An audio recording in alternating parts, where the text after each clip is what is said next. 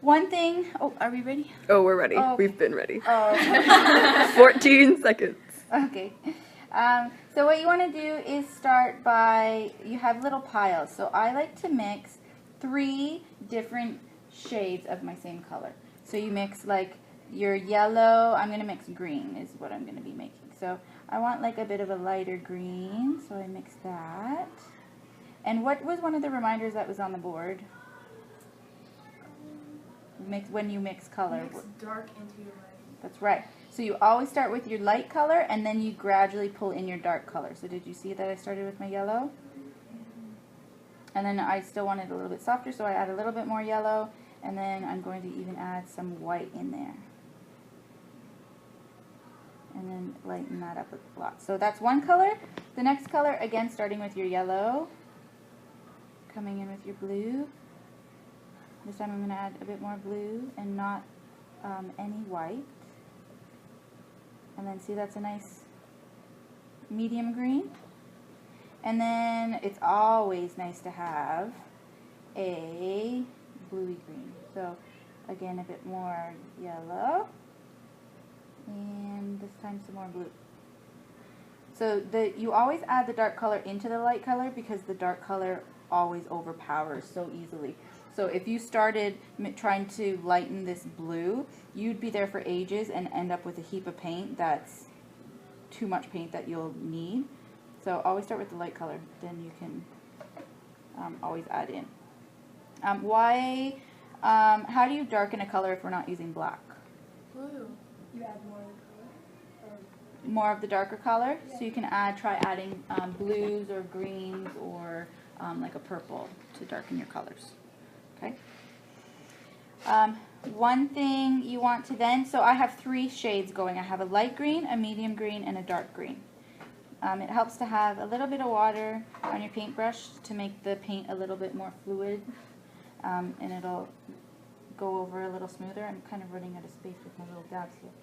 So I'm going to put a little bush right here. So if there was a bush here, I would start just by getting some paint down on it and then gradually pulling in your different shades that you want to have. And what I would do is not let the paint dry. Like, I like to mix while the paint's wet, and that's what's going to give you those smooth transitions between your colors. Can you guys see like the smooth transitions? Mm-hmm. Because this is really important, especially, well, throughout the whole thing. And you'll see that I don't actually, like, I'm leaving some dots, I'm not blending it out.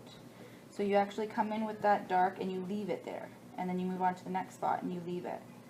One thing you don't want to do is get to your sky, do the whole blue in the background, leave it to dry, and then think coming in with white. Let me do, like, pretend this is my sky. And I'm thinking, okay, great, I'm going to put in a cloud. Great, that looks like a cotton ball stuck on my canvas because it's not blending out. See how nicely this blends out? Because the paint's still wet and you can bring in more colors and actually blend it out. So that's what you want to work with, and kind of so you can mix on your canvas. See how that could be a cloud there? You're bringing in and it kind of starts becoming more greeny. And then if you still want more white, then you just add in more white up in here. Does that make sense? Mm-hmm. Notice that I'm not pushing down flat like this. That's bad for the brush. You want to be working like kind of with your brush and kind of flip-flop back and forth and be free with your brush strokes. And you notice that I'm not blending out like this and going, why isn't my paint brushes looking like... Oh, it's so cool. Yeah. But that's not how you're supposed to. Yeah, you want to be really just kind of free with your dabs and kind of work in your colors that you want to work in. Does that all make sense? Mm-hmm. When you lay down your grid, if you want to use a grid, so you don't have to, you can get yellow and see what color this is. So this is like a yellowy, greeny color because that's just how dirty my brush is.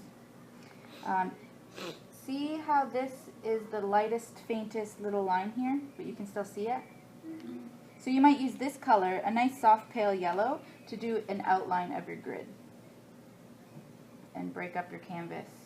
The way that you do that on your iPad to break up your photo, do the exact same grid on your canvas. That way you know, okay, my mountain's going to start here, and then I'm going to come down the path.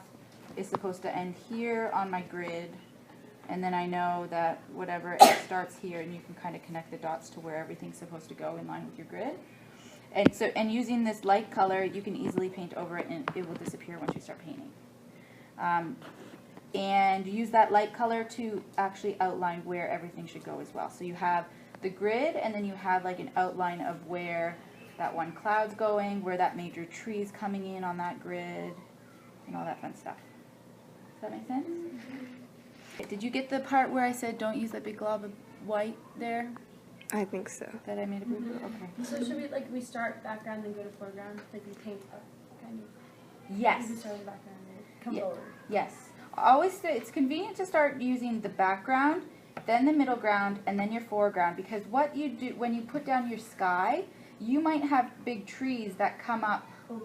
Yeah, and then otherwise, then if you do the tree first, then you're stuck trying to get that cloud looking properly in behind the tree, and it's not going, it makes sense to do what's behind and then gradually work forward.